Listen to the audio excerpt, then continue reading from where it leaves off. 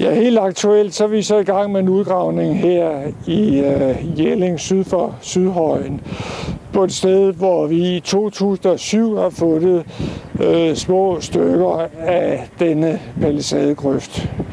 Og det stykke, vi har frilagt her, der er cirka 30 meter, der har vi kunne påvise palisadegrøft i hele forløbet.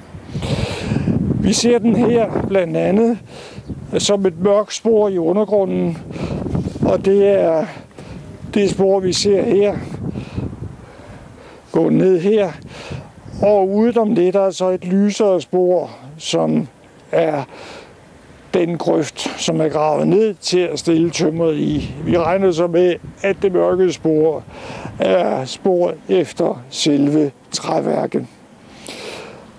Her er der så nogle udpostninger, som vi ikke rigtig endnu ved, hvilken funktion de har haft, men vi gætter på, at de er spor efter en eller anden form for forstærkning.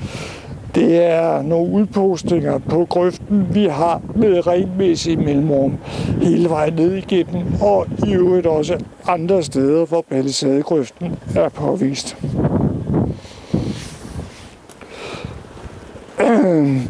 Vi har ikke nogen præcis datering af palisadegrøften. Vi har nogle kulstof 14 dateringer, som siger, at det er anlagt et sted i yngre jernalder eller vikingetid. Der er altså ikke noget, der forhindrer den i at være samtidig med de øvrige anlæg herude i Jelling.